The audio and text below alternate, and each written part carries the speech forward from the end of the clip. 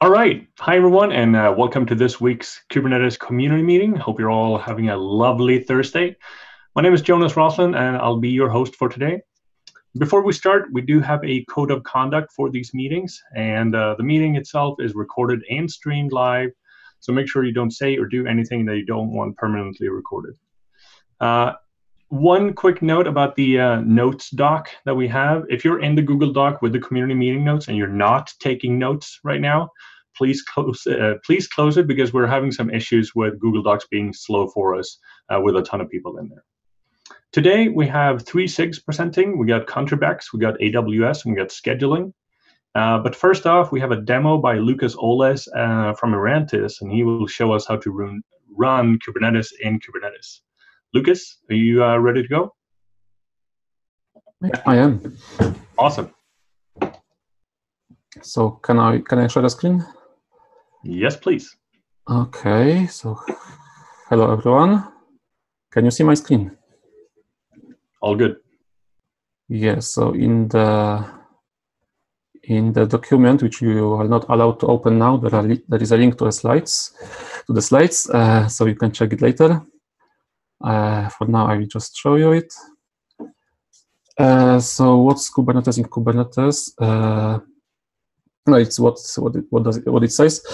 It allows you to run using cluster API Kubernetes in the Kubernetes as a pods and spawn new clusters there. So the first question is, why would you do that? Because you can then use what you already know. You don't need to learn anything new. You know how to manage Kubernetes clusters, so you can use it to use its tools to spawn new clusters. It allows you to do multi-tenancy with the Kubernetes, hard multi-tenancy, so each tenant can get its own cluster and can do it with it whatever he wants. And when it's done, you can delete it. So it's quite easy, quite nice for testing, and you don't need to be worried about any leftovers in the cluster, because when you delete the cluster, then everything is clean. So here is the architecture. So basically, you have this base Kubernetes cluster. There you have installed Docker and Virtlet. Virtlet is the same as Docker, but for virtual machines. So it allows you to run virtual machines as pods. So it gives you another more security. And to do persistent volumes, we are using Rook.io. To do load balancer, we use MetalLB. To expose the API server, we use Nginx Ingress and external DNS, so you can access API server of each new cluster. Cluster API, obviously, to spawn new clusters.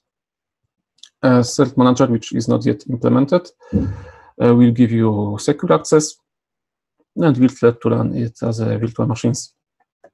Here are the links. So that's all from the slides, and now let's see the code. To spawn new cluster, it takes around 5 minutes, but I don't want to risk that it will take longer, so I've already created 2 clusters. And to see the cluster, I just run kubectl get cluster. Cluster API works in this way that for one namespace, you can have one cluster, so then another cluster is in the namespace demo. So I have 2 clusters. Each cluster has machines. So there are two machines. One is the master node, and the second one is the compute node. And there are pods. So as you can see, each machine is actually just a simple Kubernetes pod. In the default namespace, it's the same.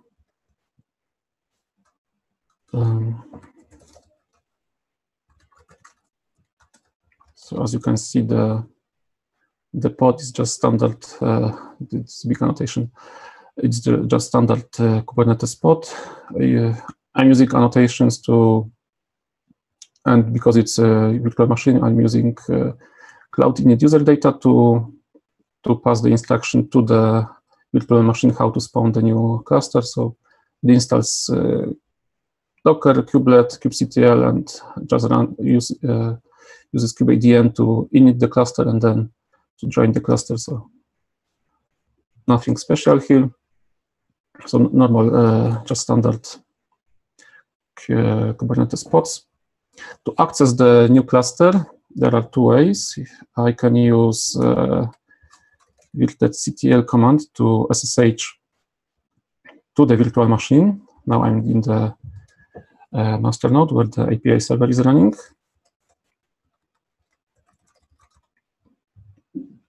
Here is the RBD provisioner. It's for persistent volumes to work. And the other way is to use just kubectl with the context. And as you can see, it's the same. So I have kubeconfig.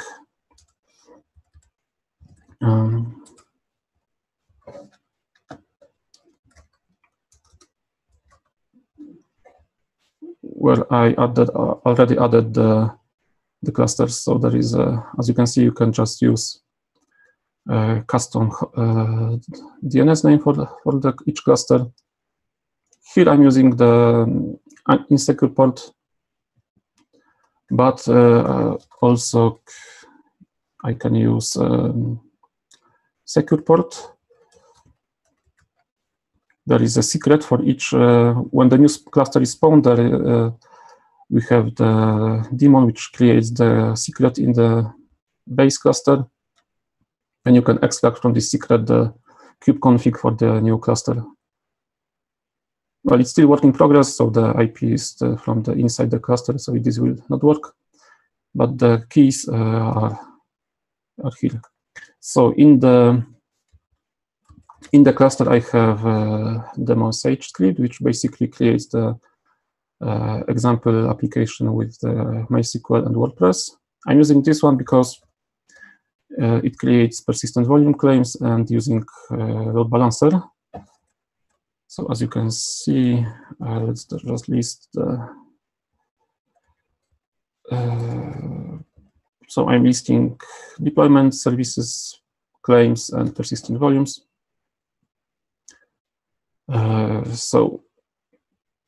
Deployments are in progress. Service is waiting for the load balancer IP, and persistent volumes are already bound using Rook.io. So let's request one more time. And as you can see, external IP was assigned its load balancer IP. And if I list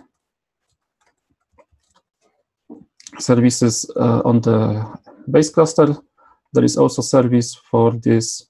It's copy of this service from the provisioned cluster, and we just we use some custom resource definition to copy the request to the base cluster and using LB to pass the AP to the provisioned cluster. So I can now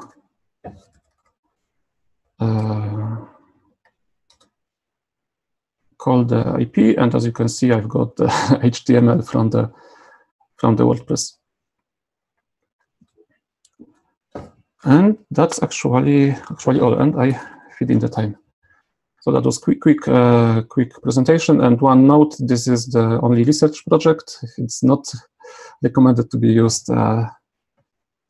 as in production. So that's all. Thank you. Thank you so much, Lucas. Yeah, so don't use this in production yet. Good enough.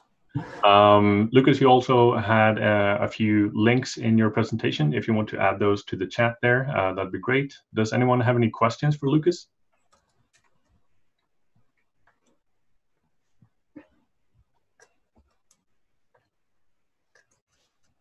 All right. Well, thank you again, Lucas. This was really, really cool. We're going to move on to release updates. Aaron, are you on? Yes. Hi, I'm Aaron of Sigbeard. Today's cat t-shirt demonstrates just how, I don't know if you can see this, just how amazingly excited I am for the release.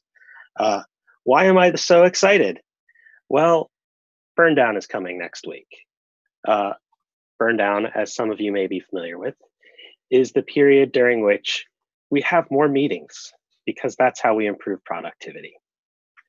The release team will start meeting Monday, Wednesday, and Friday, in addition to the European time zone friendly release team meeting that we have on Tuesday. The reason we start meeting so much more frequently is because, as the name Burn Down suggests, we are trying to start to burn down an outstanding backlog of issues, bugs, and PRs. So that means that we start to kind of dial things down, tighten things up, use whatever metaphor or analogy works best for you, but you're going to start to notice more activity on your issues and pull requests. You're going to start to see more questions like, are you really, really sure you're going to land this in the 114 timeframe? Are you actually fixing this bug? Do you really want this enhancement? Things of that nature. And this is just generally where the rubber meets the road in that regard. One of the other prerequisites to going into burn down is that we now actually have a release branch that corresponds to 114. I guess I can share my screen real briefly. Let's see here. But basically, thanks to the hard work of Amit and Sen Liu and Deval, I can't really pronounce your name correctly. I'm very sorry. Let's go to test grid and let's go to Cig release 114 all. And you can see that we have a test grid dashboard with literally all of the jobs that use the 114 release branch. And you can see like not all of them are really doing so great right now. That's okay. We have a smaller subset of jobs that we use. It's the 114 blocking branch. And again, you can see that some of them aren't really happy. Some of them are a little flaky. Some of them don't even seem to have any results. This is all a little weird. We're going to start tightening down on this. Going to the notes I'm not supposed to be looking at. I just love that everybody's talking about that. Okay, so part of the tightening down is to really take a good, honest, genuine look at your caps. I asked that everybody kindly put in things like a test plan, things like upgrade, downgrade considerations, and things like a graduation criteria in the form of a checklist that is really consumable by the release team. If we start looking at these and find that those are not there, we're going to have that conversation about, are you really sure you are prepared to land in this release? Lacking tests is especially concerning because how do we even know if your enhancement works or exists? Let's see. Something else to be aware of, because burn down is coming, that also means you should brace yourself because code freeze is coming not that long after that. Thursday, March 7th is code freeze. On the enhancements front, I just wanted to talk through a couple enhancements that don't seem to have KEPs listed in implementable state, which was one of the requirements we kindly asked for prior to enhancement freeze, and then again prior to the extension of the deadline of enhancement freeze just for KEPs. So at this point, if we asked you, could you please change it to, from the word like draft or accepted or whatever, to the actual word implementable, and you haven't, that's going to give us pause that, are you really being responsive here? Are you really trying to push your issue forward? So I thought I would draw attention to a couple of these here at the community meeting. Maybe the appropriate people here are here and will take wind of this. If not, maybe you know who they are and can go pass word on that way, as well as us, contacting people via Slack and other channels. So node level user namespace remapping is something that just straight up doesn't seem to have an actual KEP. So we've asked about maybe getting a KEP and going through the exception process if at all possible. The updated plugin mechanism for kubectl I know there's a design proposal linked here. I think there is a KEP somewhere, but we just need to make sure that the KEP is actually in implementable status. Pod Ready ++ is another one. This is a Cig network issue. I'm actually really interested in this, so I really would like to see if we can land this, but I'm just a little unclear on whether or not we have all the plans for this. And then finally, there are a couple issues. I do want to give kudos and thanks to Nishi for erring on the side of transparency here, but there are a couple issues related to some out of tree features or enhancements. And I'm of the opinion or belief that code that doesn't actually end up in Kubernetes isn't actually going to land in the Kubernetes tarball. Thus, we shouldn't be talking about it as part of our release notes. It shouldn't be going into a file called changelog inside of the Kubernetes repo, things of that nature. But I do feel like because we are trying to move more and more features, plugins, drivers, what have you, out of tree, that we should find some appropriate forum to talk about this stuff, especially for end users who want to know what else has been going on in the world of Kubernetes in between 1.13 and 1.14. So we'll find a way to keep track of this. My suggestion would be to consider having this be some content we post on the Kubernetes blog, because that is certainly a forum for all things Kubernetes, not just Kubernetes. How many more times can I say the word?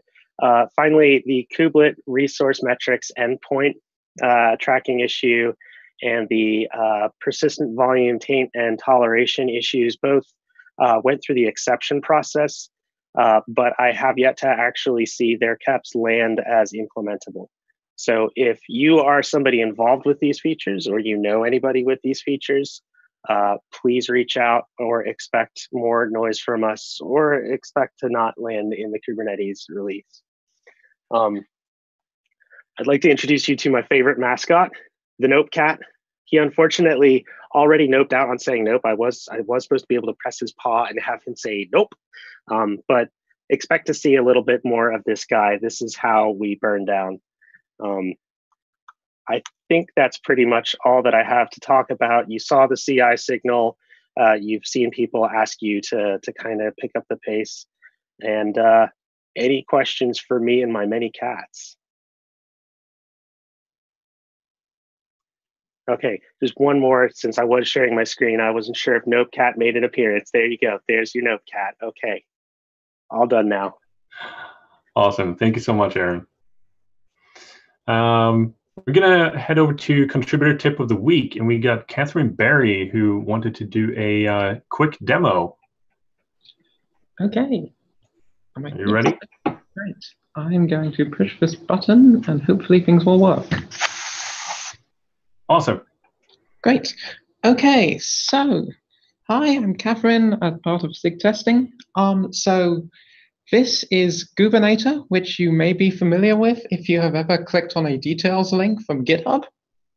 It is our tool that shows you all of your logs and why your tests didn't work. We are intending to replace this with a new tool, as you can see from our bright yellow banner at the top, which will look something like this one. Featuring an exciting dark theme now.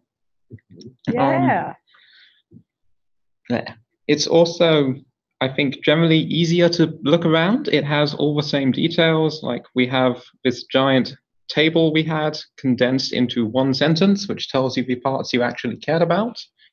But you can see the whole table if you would like to, and you know what it means. We still show you your test failures, but we do it with a list of tests, and you can expand them if you are interested in seeing what they have to say. And similarly, we can still see all your logs. So this is basically the same thing, but it's easier for us to maintain. It's more extensible if other people want to add things for their specific jobs, and it is somewhat prettier. Yeah.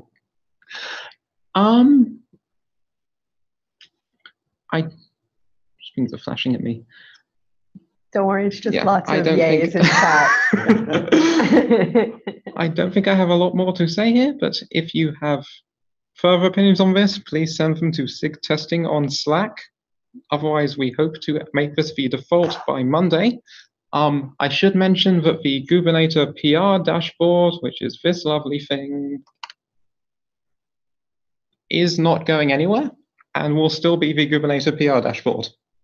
It's just this page that we're replacing.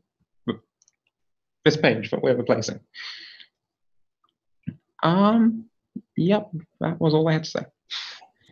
So This looks really cool. And yeah, you're getting a lot of yays and hurrahs in the chat here. So yeah, this looks great. Thank you so much, Catherine. All right, let's move over to Cig Updates. The first Cig we have is Contributor Experience, and that's Paris Pittman. All right, I'm going to share my screen. Can everybody see that? Yep. All right, cool. I'm actually just going to take it from the notes. All right. So my name is Paris Pittman. I work at Google. I'm a co-chair for the most lovely Cig that we have, which is Contributor Experience. I am biased. I'm allowed to be. We do have a bunch of awesome volunteers that every time I give a Cig update, I always want to start off by thanking the people that do tremendous work for us, a lot of the glue work for this project, and they definitely deserve shout outs on a daily basis. So shout outs to this entire Cig. Everybody's awesome. Thank you. So we did a lot last cycle. You're going to see that. I probably have content to power another 45-minute meeting, but I'm going to talk in 10 minutes. So really quick, some boring stuff that should be highlighted. We merged our charter. Woo! This charter is important, and I wanted to point it out because there is a communication structure that we follow there. A lot of folks always ask, oh, how do we find out more about contributor experience programs? How do we find out about automation changes? Catherine just demoed, and you heard how we go through automation changes and dashboard changes and things like that with testing. It's a very similar process. We email KDev, et cetera, read it. That's how we keep you updated. And if you want to be updated, you should get on those communication platforms.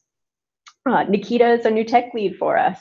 Nikita works her butt off, and it's definitely well-deserved. Garrett has stepped down into an emeritus position. Garrett also did tremendous work for us to kick this Cig off. So definitely shouts to Garrett for all of his hard work, and Nikita, both future and past. We did continue our APAC-friendly meeting time of 8 p.m. once a month. We actually have more folks from the United States like that time zone than APAC people, apparently. But we are looking to spread the word even further in those time zones. So if you're listening and you have companies or friends or other contributors that want to get involved in those time zones, this is a great way to get them into the process and get them onboarded. As always, we do our regular programs. We're talking on this one, the Thursday community meeting, office hours, as well as meet our contributors, which is mentors on demand. So all of your upstream questions and desires. Everyone loves to know what what the favorite color of our founders are and why their test is flaking. All types of awesome fun stuff. Join us. We need all kinds of help and support for those things. So if you like how this is run or would like to improve this meeting, come and help us. Same with meet our contributors, same with office hours, and we do take feedback very seriously. We make a ton of different process improvements and things to these programs based on the feedback from the community. We also last cycle booted a lot of spammers, a lot of folks with bad behavior too, and some bad actors. We moderate over 5 platforms that have well over 100,000 people in membership. Of course, that's not unique numbers, but these are people that are engaging on all these platforms. Some of those platforms include things like what we're on right now, Zoom, Slack, which we'll get into in a second, and Google Groups and all kinds of fun stuff. Other things that we worked on, contributor documentation work, that's a big part of our Cig. When last year we were building the contributor site and we were using Netlify to surface some docs, we realized that our docs were not very web friendly. So we kicked up a content strategy mission that I'll talk about in a second too when we go to that sub project. But in that statement, we made a ton of different improvements already. Things like created a style guide, thanks to Mr. Bobby Tables, Bob Killian, for helping us with that. That's mirrored very similar to the docs website style guide. Again, this is going to help us surface documentation that makes it web friendly and makes it more appealable to its consumers. We're deduping a ton of governance docs right now, taking technical stuff out of policy and just generally making more links to canonical sources instead of narrative type documents. We've made some updates to the membership document that are great for everybody on the call who's not currently not a current member or is a current member and wants to go to the next ladder. We've included some examples in there. Nikita put that in there. Thanks, Nikita. We've also made a lot of moderation updates, which we'll get into the future state in a second, but these are how we get moderators, things like that. George and a ton of our other admins have been helping us out with moderation platforms. Communication guideline updates, again, like what I said with spammers and stuff like that, we've updated a ton of our guidelines and how we interact with these platforms and why we interact with them. So check things like that out. We've also created a need to know chairs tech leads email out of the just sheer amount of information that comes out of this project, and these 75 plus people that run their micro communities need information sort of at their fingertips when it affects them directly or their micro communities. So things like how to protect Zooms from bad actors and stuff like that is regular information that gets to these folks. We are reorganizing the DevL folder, which is the developer guide. Our outreachy intern actually ends in a week and a half. His name's Edouard. He's been totally wonderful. And he created a structured process or a structure within the DevL guide that allows for you as the technical practitioner to update your docs without hitting the root owner's file of community where we're like, what's this doc mean? So that will definitely help improve the maintenance of those documents. And then we've also been assisting working groups and SIGs with retirement and disbandment because as the project grows, naturally SIGs and working groups may merge, sunset, etc. So taking down the logistical items and technical items there. I keep saying vitamins for some reason. Those things need to come down and get archived and things along those lines. So George has been helping us a ton there. Thanks, George. Even more last cycle. I can't believe I'm still on last cycle, y'all. We had a first Shanghai Contributor Summit. There's a blog, and clearly I didn't even update the attendees. I think we had like 75 new contributors there. Josh can probably yell if he's on the line right now. Thanks to Josh and team for kicking that first Shanghai Contributor Summit off. And then we had our big show in Seattle in December. We had our first SIG Chair training event that George and I did, and we're going to do another one and put it to YouTube. We had 15 event volunteers, 310 people. It was a show. All right. Now, upcoming plans and how this affects you by our sub-project. General SIG stuff. We're doing more project management. We hope you will too if you're listening, SIGs. This is going to help us tremendously in a couple of ways. One, more opportunities for people that come to us for contribution opportunities. We're going to be able to see that because we'll have different tasks. We're also creating more roles. This is something that I'm imploring the community to do too. Think of your SIGs as a small department. Your department has roles and responsibilities. Create those. If you feel like you're doing a lot of glue work, maybe create a glue role, for instance, a project manager, a PR wrangler, an issue triage captain, things along those lines. That gives your contributors more opportunity. And it's clear communications, ability to catch up on what's coming up in cycles, etc. So that's up on deck for us. More events. Our Cig does a ton of them at this point. We've got Barcelona, Shanghai, San Diego coming up. Barcelona in May, Shanghai in June, San Diego in November. We've got tons of roles that are open for these events. Come and see us. And I'll have my contact, well, I'll have our contact information at the end for what come and see us actually means. Contributor documentation, we are constantly improving this. This, of course, is somewhat of a tragedy of the commons, where contributors will always update this stuff, which does sometimes allude to duplicate information and links that might die and things like that. So we're constantly making changes to these docs and always looking for your suggestions on how to make them better. Of course, actually, let me go back to one thing, which is the contributor site. One of the things that we are trying to do with the contributor site is make it so that documents that need to be discovered are discovered. A lot of the times we have contributors come to us that say, hey, I need a doc on X, Y, and Z, and we actually have the doc on X, Y, and Z, it's just buried. So if you feel like there's doc sets out there from a contributor perspective that need to be surfaced, tell us. Communication, this is, again, where all of our sub-project documentation and guidelines live. For this area. The Slack update is, yes, we had a bad actor incident on February 3rd. That incident included several folks, I guess, bombarding the Slack inviter and spamming Kubernetes user with several pornographic images. We have reached out to Slack because we believe that there's a vulnerability. We have reached out to HackerOne as well and filed the report and done all of the due diligence there. The inviter is still down because we have not received an appropriate word from Slack as to what's going on. And we intend to keep it down until we figure it out. This has also opened the door for us to figure out who actually owns this tool, because now that we realized 60,000 people are on this tool, and even if all 26,000 contributors that we've ever had are on it, who actually owns it and who actually should be owning this. So we're going to the end user community on Tuesday at 8 a.m. to ask those questions.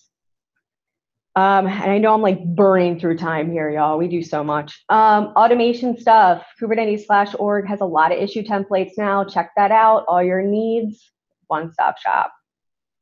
Mentoring, the impact here is great. Your growth, Cig growth, project growth, your health, being a good OSS citizen. We are kicking off Outreachy. We've got Google Summer of Code going on. I need help from folks to build out the one-on-one hour and group mentoring, which are ways that we can scale rapidly.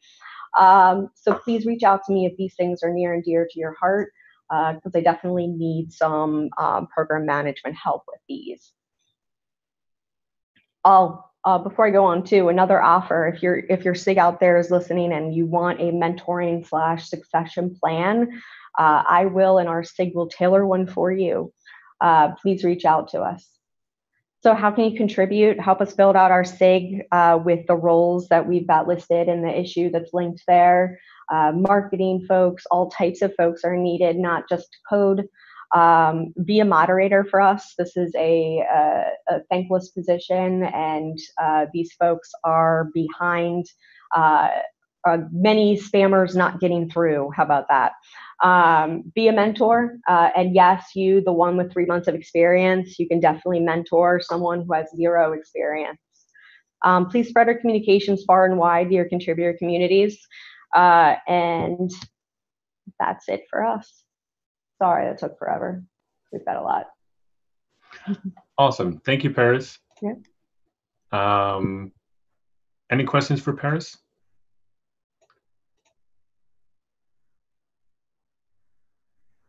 Nope. All right. Then we'll move along, and Nishi Davidson for Cig AWS. Are you on? Yes, I'm on. Awesome. Just a second. I'm not as articulate as Aaron or Paris, but I'll try to run through this quickly. So we had merged our charter during the last release 1.13, but I do want to reiterate on the, by the way, hopefully everyone can see the slides, right? Yeah, we can see it. Okay, great. So I want to reiterate on the broad description of goals that we had laid out in Cig AWS Charter. So we focus on all the integrations of Kubernetes with AWS services, whether it's related to interfaces, libraries, or tools that are required to make the integration possible. We're also working on improving the CI signal for all the sub-projects and the releases that we do. We obviously provide user group support for any issues or feature requests that they might have.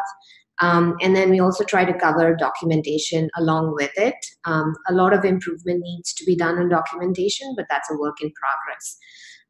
In terms of the sub-projects that we host, currently we have 5 sub-projects. We have requested addition of 2 new sub-projects that are related to the CSI drivers for EFS and FSX. I'll talk more about that at a later point. In 1.13, we did alpha releases for the ALB Ingress Controller and the Ebs Csi Driver.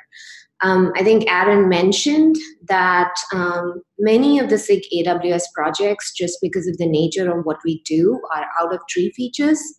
And the out-of-tree features, for now, we really don't have a good definition of what the release cadence should be. So what we did is we just adopted the alpha, beta, GA release cadence for in-tree features, and we've been using that as we move the sub-projects from one release to another.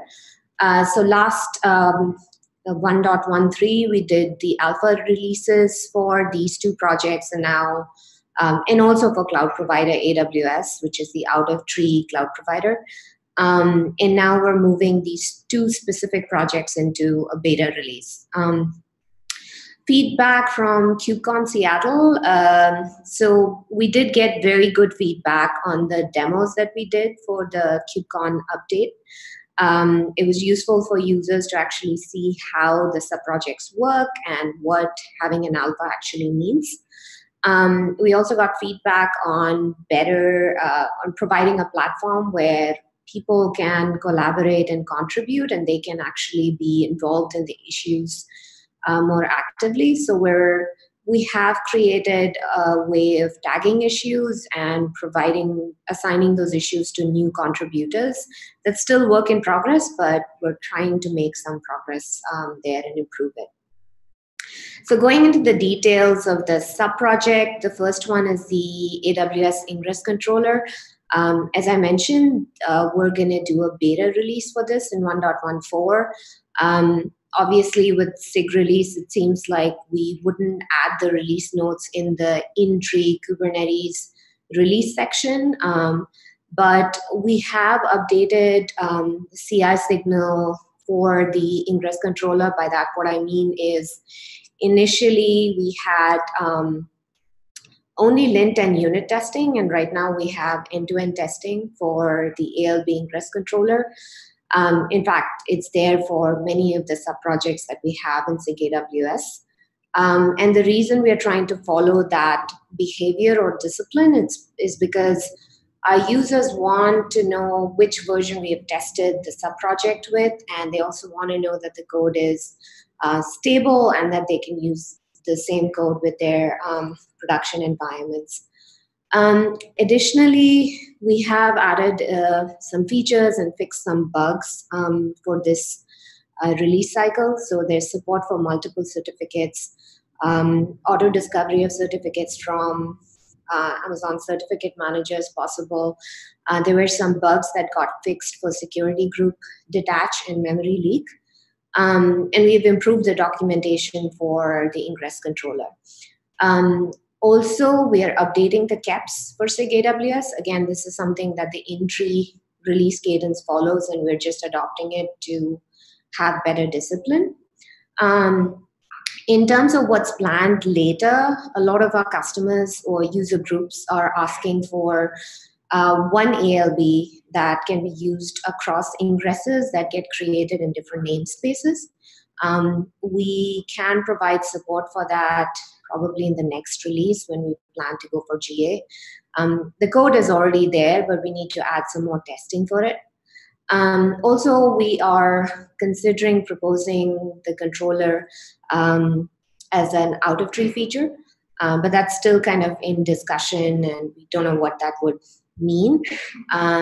But most of the work is being done from Cig AWS here. If anybody has any questions, you can contact Moonfish, which is Young, or me, and we will update you on the same.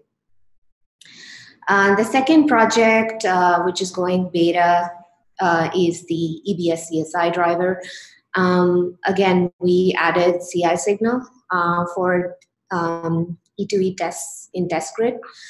We added support for snapshots, mount block, and raw block volume. We have improved the documentation, and the KEP has also been updated. Also, last in 1.13, the CSI spec was updated to 1.0 by the Google team, and we were on the older spec of 0.3. We just updated it to 1.0, and that will be live with the beta release that we do this quarter with 1.14. In terms of what is planned, we're working with the CSI, the Cig storage team, for the CSI migration of the in-tree EBS implementation. And most likely this work will get completed in Q4 2019. The idea is we have to figure out how the in-tree volume calls will seamlessly translate into the CSI driver calls without disrupting the user flow. So that work is ongoing with folks from Mesosphere and Google. The third sub-project is the cloud provider AWS project. We did an alpha for the out-of-tree CCM in 1.13, but unfortunately, we won't be able to hit the beta for this particular project in 1.14. But we have made some progress in terms of moving the cloud provider dependency from the core code base to K-utils and staging, and this is ongoing work. There is a bunch of documentation work that needs to happen, and I know Tim beats me up for this, but we haven't found enough cycle to actually do it. And then we also have to add end-to-end testing coverage for this. The plan for the in-tree cloud provider code is to maintain it until hopefully Q3 or Q4 this year, and then maintain a deprecation period of 2 releases until the out-of-tree cloud provider becomes ready. So that's the third sub-project. In terms of the other sub-projects in the Cig, we have an encryption provider which works with Kubernetes 1.11, but it doesn't have test coverage today, and we haven't done the discipline that we've had with the other sub-projects in terms of testing, documentation, and KEP. So if anybody wants to help with this project and move it to a beta or a GA status, please reach out. Justin and Seth Pollack will be great folks to mentor them. The other sub-project is the AWS IAM Authenticator. It's being used in production a lot, but it definitely needs better test coverage, and the back end is currently implemented using a config map, and we want to change that implementation to CRD, and that work has not been completed yet. So if somebody wants to help out, again, you can reach out to us. Nick Turner from AWS will be a great asset to reach out to. Additionally, as I mentioned before, we have proposed 2 new sub-projects. One is for the FSX, which is essentially for HPC applications, and the CSI driver for EFS, which is also being requested by a bunch of users. Finally, CI signal status. Last quarter, we added AWS Tester, which is essentially a kubetest deployer interface, and it creates an ephemeral EKS cluster to run Kubernetes E2E tests. All of this run as periodic jobs. They're non-blocking completely. We're using this interface to enable CI signal for all the Cig AWS subprojects. And all the E2E tests that we integrated for our beta releases are running as post-submits, so they're non-blocking. In terms of the COPS tests that exist, we removed the AWS blocking pre-submit tests, and this was requested for a long time by the test infra team. We also added around 19K credits to the CNCF account just so we don't have any issues in terms of release cadence. And then we fixed certain broken E2E tests as well. All this work was done by Gyoho and Shyam. I'm just the messenger in this particular initiative, but this was actually a lot of effort, and it's turning out to be quite fruitful in terms of the value to the sub-projects as well as our users. So the chairs are me, Justin, and Chris Nova at this point. Our homepage and Slack channel is listed. In case you have any comments, thoughts, or any feedback, we'd love to hear anything that you might have to provide to us. And that's it. Thank you so much, Nishi, for this update. Do we have any questions from Nishi?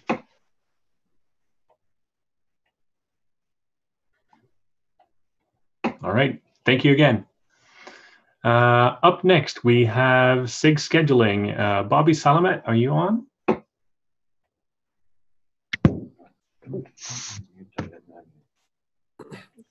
Do you hear me now? Yes. Yes. Okay. Perfect. If you can. All right, so let me share my screen.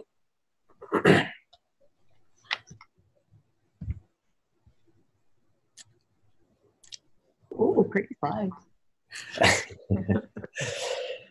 Hi, everyone. I am Bobby Salamat. I am co-lead of Cig scheduling.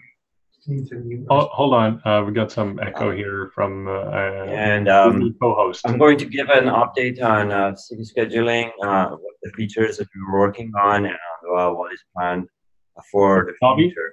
And I would like to thank all of our contributors who have contributed a lot of code and a lot of time to our Cig. With that, let's see what we have for 1.14.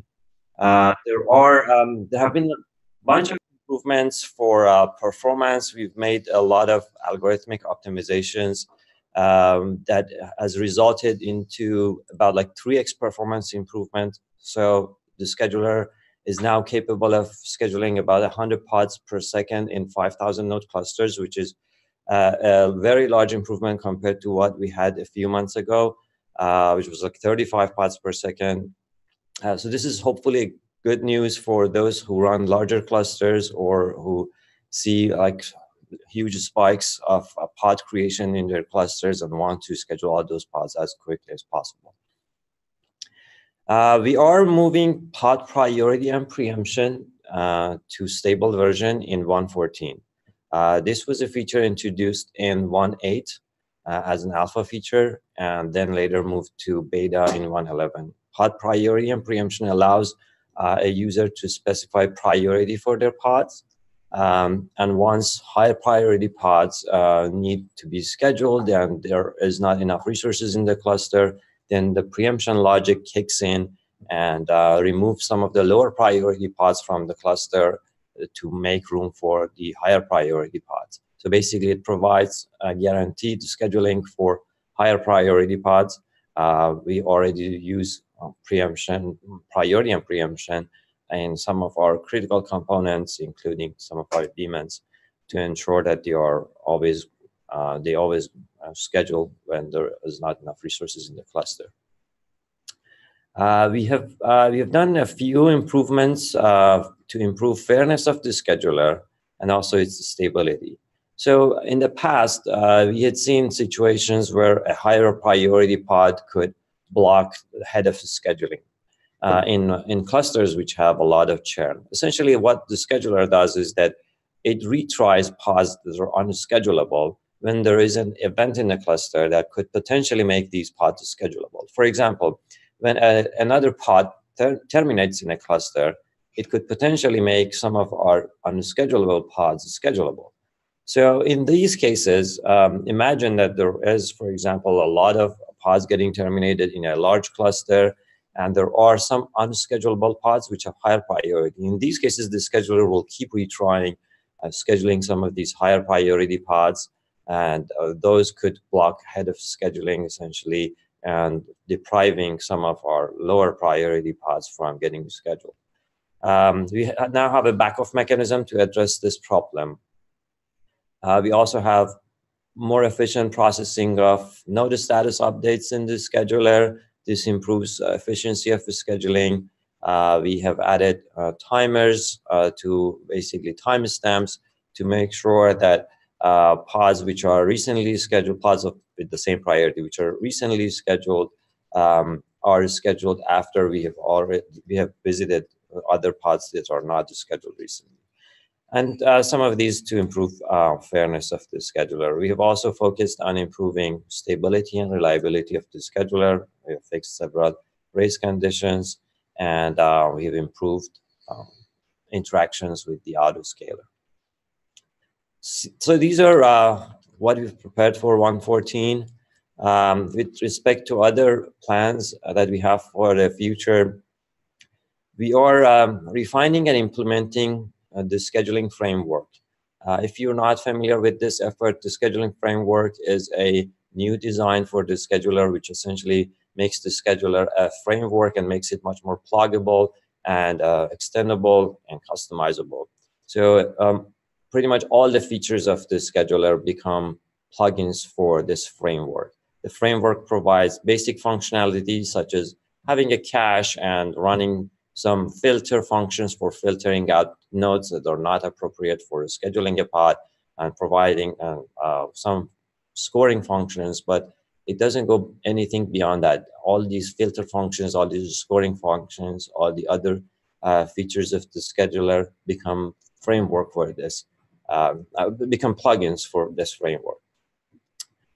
So that work is in progress. We have built some part of it, but we are improving the design, and we are revisiting some of these implementations. And we're going to add more of those. Hopefully in 1.15, we will see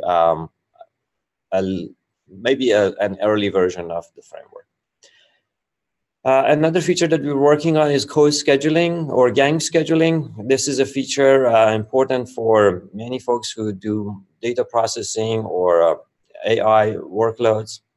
The idea here is that you have a number of pods that must be scheduled all together. If they are not scheduled together, they will not make any progress. So if you have, for example, 10 pods and we cannot schedule more than 5 of them, it's better to schedule none of them. So it's sort of like none or all. Gang scheduling provides that feature. It's already implemented with a new API in one of our incubator projects called Couplet. Feel free to check it out if you're interested. We are working on further optimization of the scheduler to improve its throughput. That's going to be ongoing for a while. We're working on pod scheduling policies. These policies are essentially a set of new policies for clusters that allows admins to have more finer control over what can be specified for pods. For example, today, if a malicious actor in a cluster wants to prevent other pods from getting scheduled in one zone, they could potentially put a they could put a anti-affinity, for example, to pretty much everyone else in one zone. If they get lucky and their pods is scheduled in that zone, then they will prevent everyone else from getting scheduled in that zone. Pod scheduling policies are there to address some of these and restrict people from putting some of these scheduling requirements on their pods. We're working on a new feature to evenly distribute pods in an arbitrary topology domain. What it means is that sometimes, for example, you want to distribute a number of pods in multiple zones. Today we have anti-affinity, but the problem with anti-affinity is that it's basically saying that I don't want to have more than one pod in a particular topology domain. But oftentimes users want to have even distribution, not necessarily only one per topology domain. So we're working on this feature. Hopefully after this, adding this feature, we can also change parts of current affinity and or interpod affinity and anti-affinity because it has been very slow, and we are hoping that with the addition of the evenly distribution of pods, some of the features that exist currently in affinity and anti-affinity can be deprecated. So these are what we have for the future releases. That's pretty much all for Cig schedule. Great update, Bobby. Does anyone have any questions for Bobby?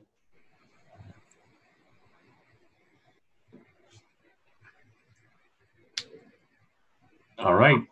Thank you again. Let's move along over to announcements. We got 2 announcements, and then we got a few shout outs to kind of wrap this up. So the first announcement is from Cig Docs. Requestbin.com, I'm sure many of you are already familiar with that site.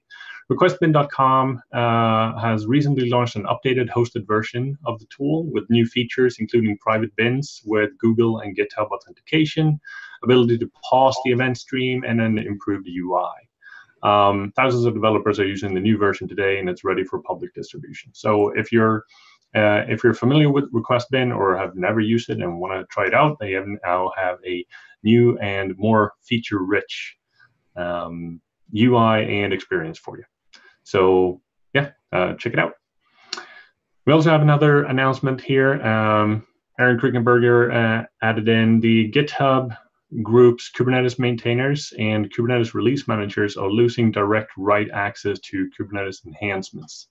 And if you want more info about that one, Aaron also added a link to the issue there. So check it out. And 4 shoutouts this week. So this week's shoutouts started kind of as a thread last week. It was a shoutout from Duffy Cooley on the Thank God It's Kubernetes webinar or webcast last Friday. He wanted to do a shout out to the Kind and the maintainers of Kind, Benjamin Alder and James Munnelly. And then that came with a bunch of other shout outs to everyone helping out with this, all the helpful hands with Kind, which is Lubomir Ivanov, Fabrizio Pandini, George Alarcon, Jintao Zheng, Amit Watway, Sen Lu, and then another thank you to Benjamin Alder and Sen Lu for help with the creation of a new Kind-based deployer for kubetest. And another shout out here to Benjamin Alder for sharing good insights on how to publish Kubernetes projects. And yeah, that rounds out today's community meeting. Thank you everyone for attending. Thank you all presenters. Thank you thank you to all the Cig chairs for presenting your Cig updates. Thank you for all the demos here from Lucas and Catherine. And hope you all have a wonderful rest of your week. Have a good one. Happy Catterday, everybody.